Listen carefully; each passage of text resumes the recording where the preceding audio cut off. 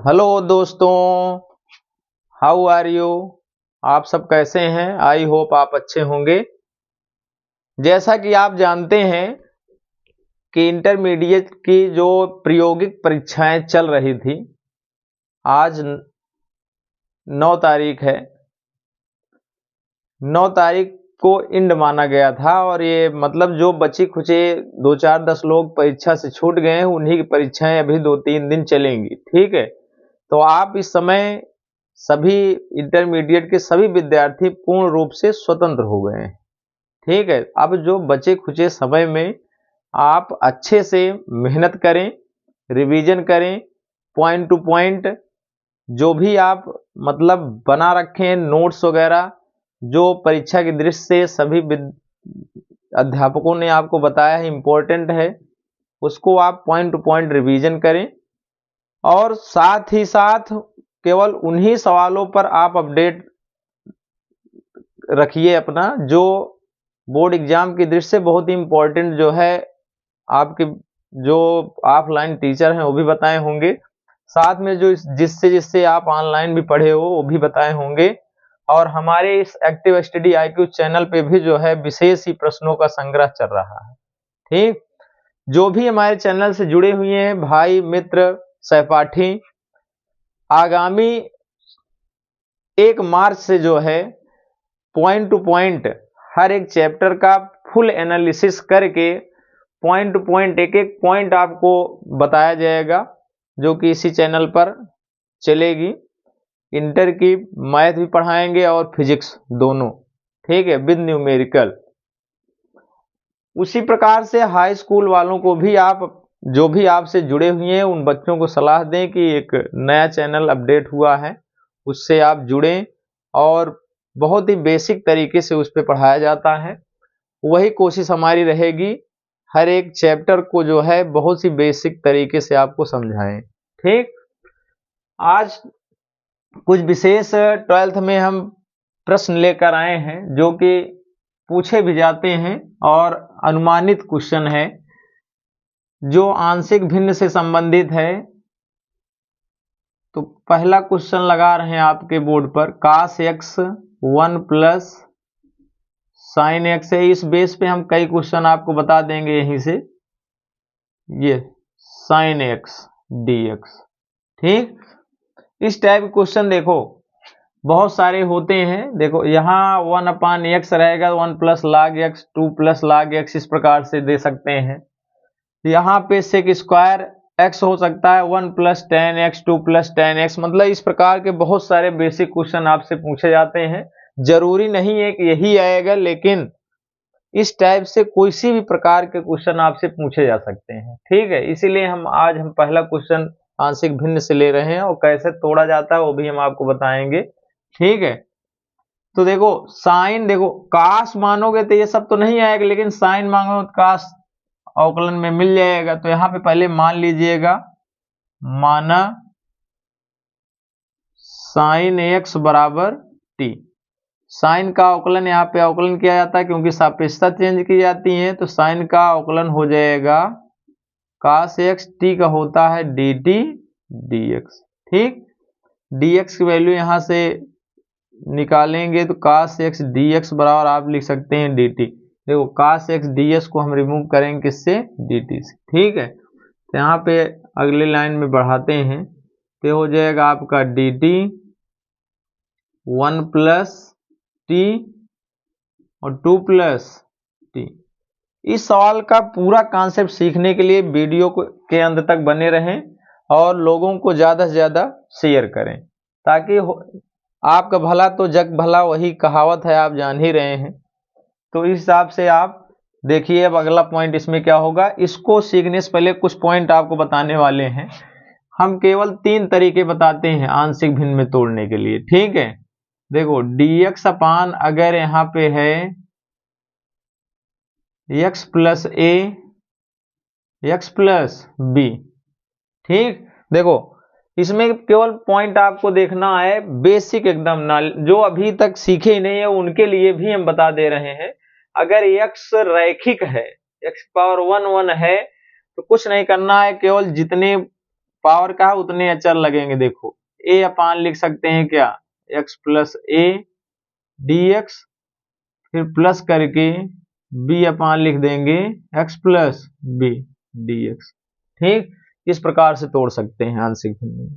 ठीक, दूसरा पॉइंट आता है dx अपान, इसे x प्लस ए है, यहाँ पे x प्लस बी का अगर होल स्क्वायर आ गया तब क्या करोगे। ठीक, इसका बेसिक देखते हैं, बहुत ही सिंपल है। देखो इस पे रैखिक है तो इस पे भी एक ही अचर लगेगा, a अपान क्या करेंगे x plus a d x, plus दूसरी कंडीशन क्या करेंगे, देखो अगर होल स्क्वायर वाला टर्म है, रैखिक होते हुए भी होल स्क्वायर है, तो आपको कुछ नहीं करना है, b अपान लिखना है x प्लस बी एक बार, फिर उसके बाद c अपान क्या लिखना है x प्लस बी का होल स्क्वायर dx। ठीक, देखो होल स्क्वायर रहेगा तो एक बार एक पावर में आएगा, फिर दो पावर में, अगर क्यूब है तो एक बार एक आएगा, फिर दो आएगा, फिर तीन, इसी प्रकार से अचर लगते रहेंगे।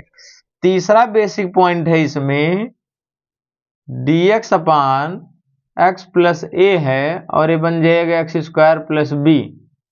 अब देखो यहाँ पे देखो पावर अब कितनी हो गई, द्विघात बन गया। ठीक, तो करना क्या है, रैखिक वाले में तो एक ही अचर लगेगा a upon x plus a d x, लेकिन अब यहाँ पे देखो द्विघात है तो दो अचर लगेंगे। ठीक है, तो इसको लिखा जाता है क्या, देखो a हो गया, एक बाद b आता है, फिर c आता है, तो b x प्लस सी के साथ जुड़ेगा, तब यहाँ लिखा जाएगा x square plus b d x. ठीक, यही तीन बेसिक पॉइंट हैं आंशिक भिन्न में तोड़ने के लिए। ठीक है, तो इसी हिसाब से देखिए करना क्या है, 1 प्लस टी है, 2 प्लस टी है। ठीक है, इसको आंशिक भिन्न में तोड़ने के लिए क्या करोगे, आप ऐसे जनरल तरीके से आप इसको लिख सकते हैं, 1 अपान 1 प्लस टी लिख लेना, 2 प्लस टी लिख लेना।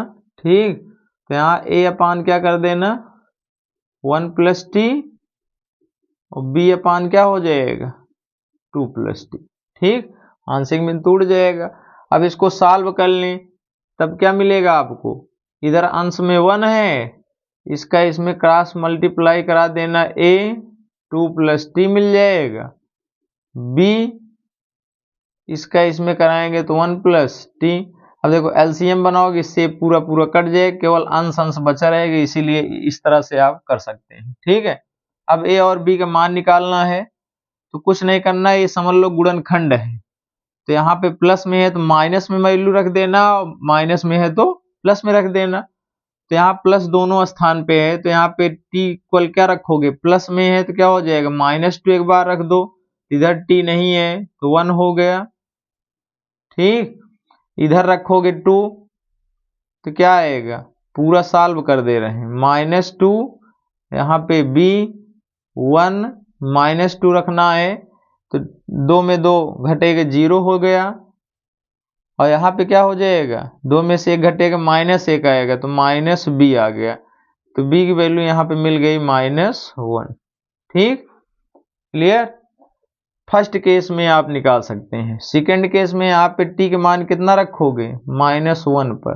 ठीक, तब क्या आएगा, देखो इधर t है नहीं तो यहाँ पे 1 ही रहेगा, यहाँ पे a है 2, t के मान -1 है तो -1 रख दिए। अब ये वाला टर्म यहाँ पे देखो -1 जैसे ही रखोगे पूरा 0 कर देगा। ठीक, तो आ गया 1 इक्वल a, तो a की वैल्यू कितनी मिल गई 1। ठीक, अब यहाँ पे आप सॉल्व कर सकते हैं, चलिए यहाँ पे देख लेते हैं क्या मिल जाएगा आपको, पूरा लिख लेना, क्या है cos x 1 plus sin x और 2 प्लस sin x, यहाँ पे हो गया dx। अब देखो इसको हम इस रूप में तोड़ चुके हैं, तो क्या हो जाएगा आपका, a की वैल्यू कितनी आई है 1 रख दो, और बटे में क्या है 1 प्लस टी है, यहाँ हो गया dt। ठीक, फिर इसका सेकेंड पार्ट क्या है, v की वैल्यू -1 है तो यहाँ -1 रखेंगे तो कितना हो जाएगा -1 2 प्लस टी dt। अब देखो बहुत ही आसानी से, मतलब इसको हम कहने का मतलब इसको हम इस रूप में लिख दिए, यही चीज ये है, तो आप इतने बार इतना लिख सकते हैं। अब आप आसानी से देखो 1/t, इसका गुणांक ए 1 है तो पुनः मानने कोई आवश्यकता नहीं, सीधा सीधा 1/x का जैसे होता है log mod 1 प्लस टी, यहाँ पे प्लस माइनस माइनस, ये हो जाएगा log 2 प्लस टी प्लस सी, log m minus log n बन गया, तो आप इसको ऐसे भी लिख सकते हैं log 1 प्लस टी बटे में 2 प्लस टी प्लस सी, टी की वैल्यू रख देना है log 1 प्लस साइन एक्स और 2 प्लस साइन एक्स प्लस सी, यही आपका हो जाएगा आंसर। ठीक है, बस समझ लो आंशिक भिन्न का पूरा बेसिक, ये बेसिक फंडामेंटल था। एक बी की मान कैसे निकालना है यहाँ आपको बता दिए हैं। इसी प्रकार से सभी वैल्यू सॉल्व होंगी, ए बी सी डी, चाहे जितनी वैल्यू आप CHR में पूछेगा, इसी प्रकार से आप आसानी से सॉल्व कर सकते हैं।